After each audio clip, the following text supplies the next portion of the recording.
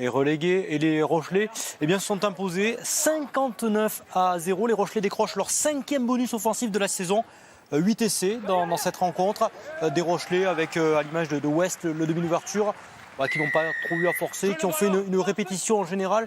Avec l'équipe type ou presque, avec l'équipe type de façon très professionnelle. C'est surtout ça le choix. Ils ont préféré de mettre des joueurs à risque à prendre des blessures ou à prendre des blessures. En tous les cas, c'est pas un grand match de La Rochelle. Ils ont fait le boulot face à, malheureusement, encore une fois, une petite équipe d'Agen.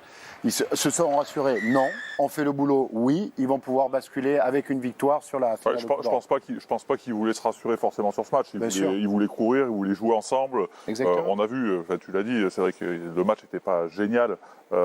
S'ils avaient été sérieux et vraiment concentrés sur ce match, je pense que ça aurait été bien plus compliqué pour cette équipe d'Agen.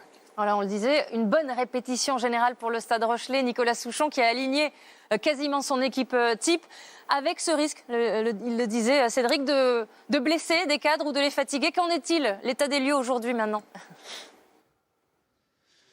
Vous venez de le rappeler, l'objectif principal, c'était d'abord de retrouver du rythme, c'est chose faite, avec 9 titulaires au coup d'envoi qui étaient vainqueurs du Leinster en demi-finale de Coupe d'Europe. 9 titulaires un petit peu rouillés à l'image d'Ayaya West, l'ouvreur néo-zélandais, imprécis au pied, transformation ratée, touche pas trouvée, avant finalement de se rassurer durant la rencontre. Au final, un 6/8 pour l'ouvreur néo-zélandais. La Rochelle a retrouvé du rythme donc, en attaque notamment. Vous venez de le rappeler, 9 essais comme Bourgarit ici. Son 9e de la saison déjà. C'était parfois presque trop facile. 9 essais, 0 points encaissés, mais quelques inquiétudes à l'image de cette frayeur sur Brice Dulin à la 49e minute.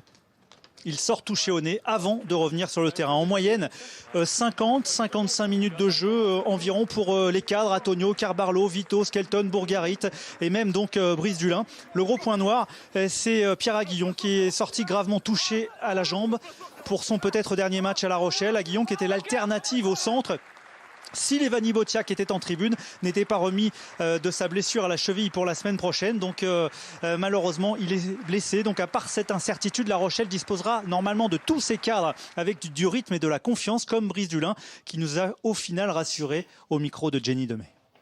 Non, ça va, rien que des petits pets. Je pense que c'est un peu plus grave pour Pierrot. Mais après, voilà, le but, c'était vraiment de nous imposer un peu de rythme de jeu et de bonnes séquences pour reprendre le rythme pour la semaine prochaine.